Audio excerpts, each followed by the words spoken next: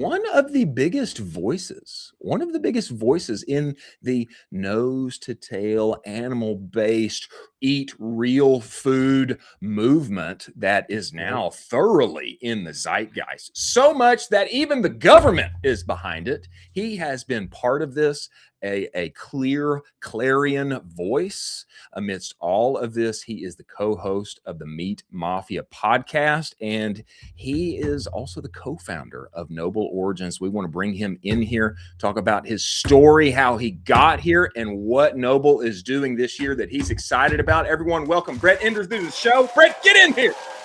Get in here. Gentlemen, look at you guys. How you doing? Shirt. Let's go, baby. Let's go. Brett, we're excited to have you in here, man. I don't think that we have officially met yet. I think this is the first time that we've talked. Is that the case, Brett? I think so. It was time that we put an end to that for sure. It's time. It's time. Too many mutual friends and too many good things happening here in the Austin, Texas area that you have been a part of. I'm getting choked up. Thinking about emotional about beef. I am. Brett, you've got a huge following now. You've been doing the Meat Mafia podcast. Everybody, I always hear of you as the Meat Mafia guys, the Meat Mafia bros. But I'd love to just get a little backstory on you on how you got here, founding Noble and what you guys are doing now. What I've seen is the same with our friends over at Heart and Soil and other places. Mm-hmm. People, they get into this movement with on a mission for a reason. A lot of times it ties to their own personal experience. How did you get here, brother? It's a great question, man. I would say I think I started posting content with my co-founder Harry in about 2022, but it's really a decade-long journey. So Harry and I, we played college baseball together. We're both Northeast guys originally. Don't hold us. Where, brother? I'm from New Jersey, and then Harry's from DC. I love it. Yeah, we went to Babson College, so small little entrepreneurship school right outside of Boston. We were teammates, so that's how we've met. So we've been best friends for about a decade. And I think you mentioned this, Chris, but a lot of people that have gotten in the space, typically there is some type of health story tied to it, right? Where you're trying to figure out the root cause of, hey, why did I get sick to begin with? And I think the statistics are 70% of all the calories consumed in the U.S. are from ultra processed foods. Millions of people have autoimmune diseases. It's crazy. So you're starting to see this more and more. And I think social media has become this, there's a lot of noise on X for sure. And it's easy to, I guess, major in the minors, but it's a great place to find just root cause cures to their issues. And that's really what I experienced is I had ulcerative colitis bad going into my senior year. So essentially my colon just had these like bloody ulcers all over it. Was on a ton of drugs. I was literally taking biologic medication that was $50,000 per infusion. Seriously? I was getting that every 8 weeks. So I was on those drugs for about 5 years. So I cost the healthcare system a few $1 million just being on those drugs and meds. And it's funny because I definitely have a soft spot for the doctors that I was going to at the time because they had great bedside manner, but it was always like, hey, this is something that's incurable, but it's treatable. So you're going to have to be on this medication for the rest of your life. And the more research I was doing, I started coming across other people online that had, Crohn's, colitis, rheumatoid arthritis, all different types of autoimmune issues that were essentially cutting out processed foods, refined grains, sugars, even fruits and vegetables, which is a bit extreme, and just focusing on those animal-based products. And so I was like, well, look, I don't want to be on drugs and meds the rest of my life. The worst case is this doesn't work and I stick to it. But what if I could get off these drugs and meds? So it kind of started with that inception of belief, and the diet worked unbelievably well for me to the point where I've been drug-free since 2022. I feel like I'm in the best shape of my life. And it was really that journey that, just kind of pushed Harry and I to just start creating content in the middle of COVID. We were both working corporate jobs. I was in tech sales in New York. He was in real estate private equity in Boston. And he was really the only other buddy that I had that was really passionate about paleo, carnivore, endurance racing, sourcing food from farms. And so we really bonded around that connection. and just started posting on X. And that's really how our lives changed, was just taking something that had happened to us and just sharing our learnings, like not trying to be anything that we weren't. We were kind of like just the everyman's, foray into meat and regenerative agriculture. Everything started. So I love it. That's incredible, man. That's absolutely incredible. Yeah, I think, well, Dean, same story with Dean with ulcerative colitis. Yes. And that's what kind of led his story as well, which is incredible what they're doing. I mean, you and Harry were college teammates. So how does that transition work from, okay, we're college teammates, buddies, we're best friends, and now we're going to be co-founding this company? How does that work? And what's some kind of, some scars and some unlocks you guys had because you guys were so close. You guys were so close. It wasn't like, hey, you went and founded a co-founder, your best friend. Totally. And Colin, too, we could take that one step further. We were also roommates for 3 years too. Oh, so we joked that you know a lot about each other. We had bunk beds, like we were. Yeah. But it's I would say that I think both of us have just done a really good job in, like, we have a lot of similar strengths, but we also complement each other super well. And so even like the first piece of content that I posted was just documenting that story of like my ulcerative colitis journey, going from all these infusions to ending up doing an Ironman. And that piece of content really popped off. And that was the inception of belief around like, hey, you actually have a voice. Now go all in on content creation. Yeah. And Harry was really the one that was like, hey, this story is really unique, and I think people would resonate with it. So like he helped edit up that first thread for me, the blog, and I've done my own versions of that for him. So I think us just we've always just owned the fact that neither of us would be where we are without the other person's strengths and weaknesses. And I think that's the biggest thing in a partnership, is it's just easy as time goes on to be like, well, I'm doing all this, and what is this person doing, or how is he or she contributing? Right. Where I think we both just own the fact that like God's given us like this unique combination of strengths, weaknesses. We have this amazing friendship. We're on this journey together. And like that keeps us very humble when times are really good. And then times are also really tough too, because we probably experience like the highest highs and the lowest lows, just trying to force of will something from scratch. Yeah. Brett, as you talk here, the thing that sticks out to me most is that as you're talking, I'm realizing that Noble was born out of you guys becoming content creators. I mean, you're like, you're on the internet, you're talking about what you're experiencing. You're obviously building an audience and getting in solidly into this animal-based, carnivore, primitive health kind of niche. And then Noble is born from that. I did not know that was the trajectory of how Noble came to be about, but it makes all of the sense in the world. I would imagine that the muscles that you guys have built around creating content has to be a huge help in bringing the best protein in the world to the masses. Totally, I mean, it has to be a huge help, right? Well, I need to do my job and get you guys loaded up on the good stuff too. So we'll connect offline about that. All right. But we definitely fall into that like creator, operator, founder archetype. And I think you guys are spot on where, we were even talking to our marketing agency a couple of weeks ago, and they were like, we were trying to tell them, we're like, guys, literally send us scripts and send us concepts, and we will spend a week and try and get you guys 100 pieces of fresh creative to be able to test. And their feedback to us was like, you have no idea, like, that's like, you're our dream client just because you guys are so willing to be on the camera. And I'm sure you guys experience this too, right? It's like we're 400 episodes deep into the podcast. We've done a lot of media training. We've gone on a ton of other shows. We've embarrassed ourselves online too. So it's like, that ability to create content cheaply and test it and not need to be so reliant on like all of these heavy paid UGC content creators. That's been a huge calling card for us for sure. So I appreciate you saying that. It's a huge advantage. I mean, that's there's so many founders, you kind of come at it two different ways, but there's so many founders who are intense product guys, but don't want to get on screen. It's like, keep me away from the camera. I've got to find a different face here, but you guys having this in a kind of a dynamic duo way and being born out of the content engine, I mean, that just makes so much sense, giving you an unfair advantage for the business. That is incredible. That's awesome, man.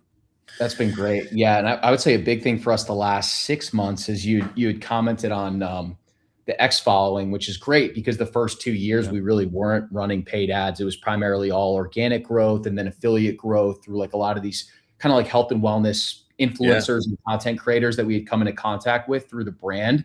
But we've really spent like the last half the year almost like poking our heads up and thinking to ourselves, hey, we've had this ability to leverage agencies and we've raised capital, which is great. But, hey, we need to dig into the product more, the ops more.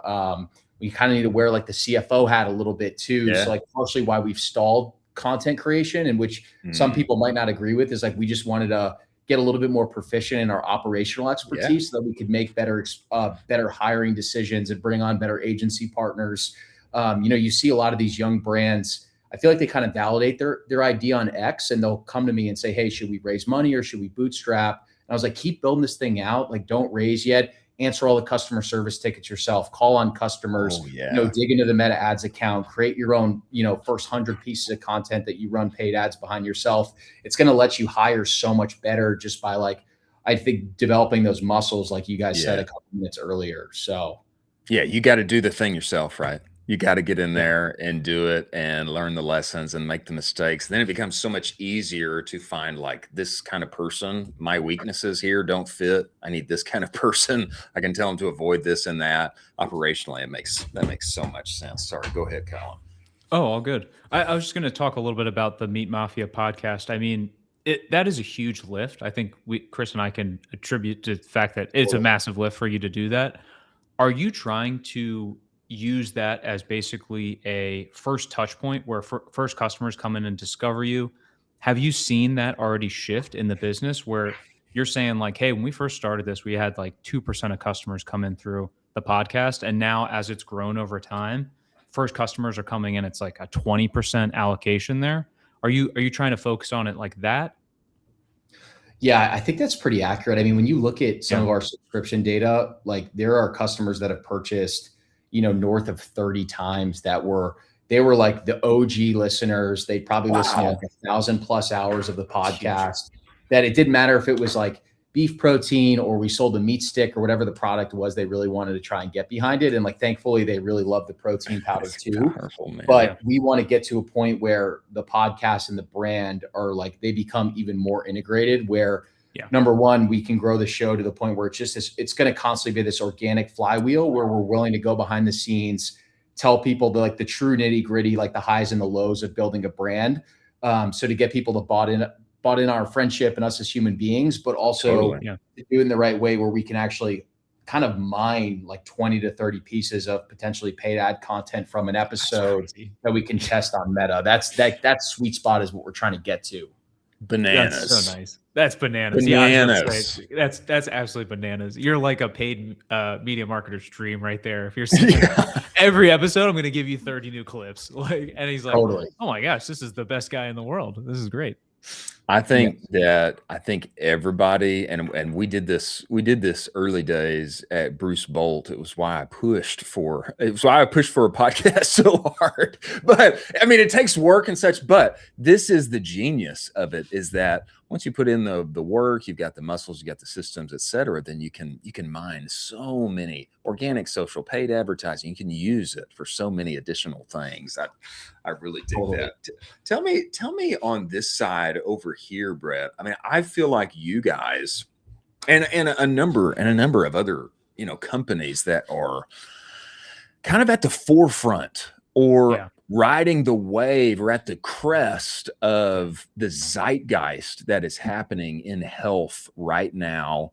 The flipping of the food pyramid, eat real food. I mean, this even coming from the government. I mean, it's just so like unexpected. I'm sure that it's got to be a help for you guys, but what do you see happening in food, CPG, health, et cetera? Is this fuel for the fire? Are we going to have like another decade of better food, more pure ingredients? Is regenerative farming going to make a comeback? Like, what do you see happening 2026 and beyond in this realm?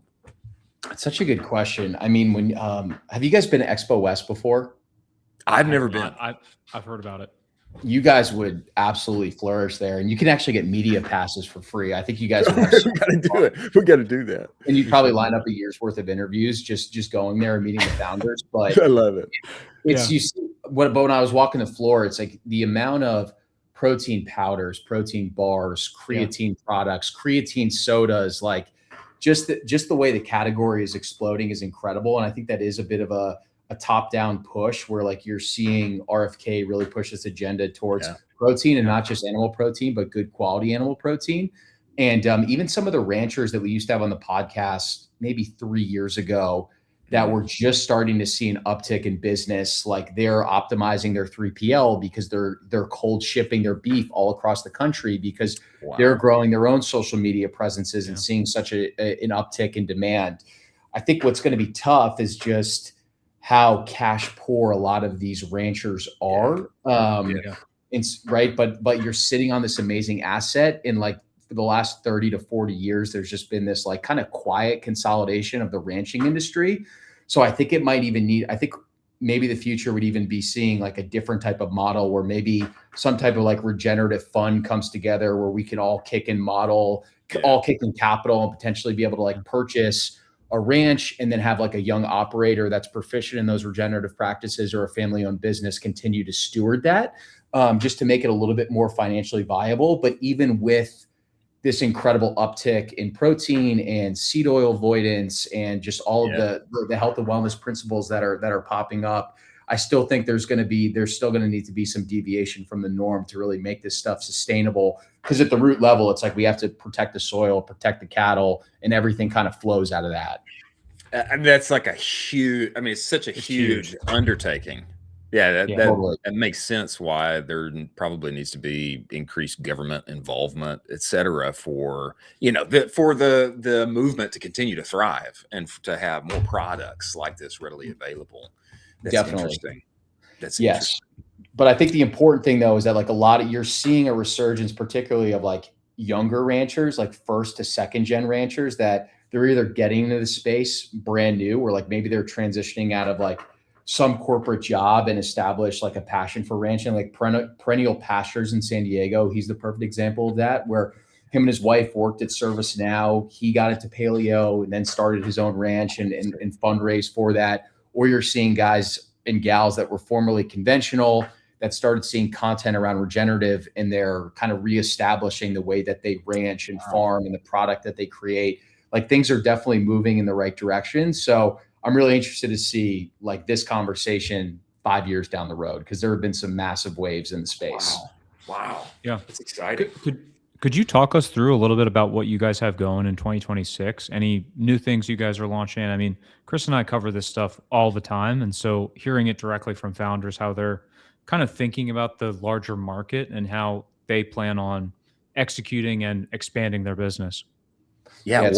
What gets you excited, brother, for what's coming up, man? That's such a good question. I feel like we're really excited about keeping it simple. And what I mean by that is like Q4, like October was really our first foray into testing things from a paid standpoint, where we had like just raised a fresh round of capital. We got some great content. We found a great whitelisting partner, this guy named Josh Trent, who has the Wellness and Wisdom podcast. And so we went on his show. He specializes in whitelisted style content. So he took that interview and turned it into like ad style podcast content that absolutely crushed for us for a few months. Love it. So that was just like a great way to verify the model around like, all right, new customer acquisition like truly is possible through this channel. We're seeing great like, first purchase subscription rate. Those customers are staying for a long period of time. How do we kind of pour gasoline into that fire? And I think too, Colin, like this is our vanilla protein powder. So it's grass-fed beef protein. So we take the bones with the muscle meat attached and we slow cook it. So it's from the cow, but there's no dairy. So we're really going after the customer. Yeah, they're trying to hit their protein goals, and they've probably tried way before, but the amount of lactose has disrupted their gut. So they're looking for that alternative. And the beauty of beef protein versus collagen is there's a lot more leucine in beef protein, which is key for your muscle protein synthesis. So we want to just keep like honestly hammering that segment. And we don't really have any plans to release additional products. we feel like what customers love is like, hey, it's gut-friendly protein. You throw organs in there. There's a little bit of colostrum. There's collagen. That's super unique to us. I can't really find that anywhere else. So we want to honestly like triple down on the product experience and like perfect that before we start branching out to additional SKUs, which we definitely want to do. But we're like, let's ride protein and try and grow that to like 25 million a year before we really think about product expansion. I love it. Gosh, that's awesome. And the fact that I know you heard about the acquisition that just happened with Grunes for 1.2 billion. There's so many similarities that I see between both that business and yours, where I mean, we could probably be talking 2 years from now and you're like, hey, this is a $500 million company. And we'd be like, yeah, of course it is. Yeah. But it's so obvious the way that you're building this thing that I think it's not even a far cry to say, hey, yeah, like this is going to be a $500 million company, like in 2 years. No problem. It's just unbelievable what you guys are doing. Yeah. God willing, man. And I'm sure you guys see this on X too, where like I feel like there's X is like my favorite social media platform. And you definitely see that crabs in the bucket mentality where people are, they're pissed about the formulation or the fact that they got acquired and stuff like that. But like, have you guys had Mark Sisson on from Primal Kitchen? I feel like he would be. No, we need to have him on. We should make that connection. But the people were upset. Some people were upset that he had sold Primal Kitchen to Kraft. And it's like, guess what? Now you can get Kraft in H-E-B or ShopRite or these like budget grocery stores. And that comes from the distribution of these bigger guys. Exactly. And the only way you're going to get these conglomerates to change is to create a product that's healthy enough that they want to acquire it. And they're seeing enough customer demand for this like healthier cohort of customers that they make the decision to actually acquire that. And so I think there's a lot of good that comes from that. So I think that's my advice to certain people, is to not focus on, maybe like nitpicking the formulation or the fact that they sold to a larger company, more so the fact that these bigger guys are acquiring brands that they never would have thought of a few years ago. I think to your point, Chris, that's an indication of how much the industry is changing. But those guys they just kept it so simple. And we've never seen anything like that, like in and out in 3 years. And they got into Costco and they crushed D2C, and it's incredible. It's incredible. You're next. I'm calling my show here on the show. You're next, dude. Let's go, Brett. Let's go, baby. Yeah. Time to spin up some more ad creative and put that thing up to the moon, baby. I'm going to record 200 pieces of content with Harry this week just for you guys. I love it. That's the kind of energy that we need. Let's go. Brother, we appreciate you making the time and coming on here. Before you go, tell everybody where to go and get the best grass-fed beef protein isolate in the world. Tell them where to get it. Yeah, I appreciate you guys. NobleOrigins.com. That's the best place to order it. We're also on Amazon too. So if you want that same day Prime shipping, you can get it on there. And then we are in a bunch of like smaller boutique wholesale accounts around the country. So we have a store located right on the website too. And then Instagram is noble.protein. But I appreciate you guys. I love listening to your podcast. You do a great job of just making the guests feel important. And that your energy is incredible too. So we appreciate it. Let's go. We appreciate yours. We appreciate you making the time. We look forward to having you back, brother. Thank you, man. Thank you, gentlemen.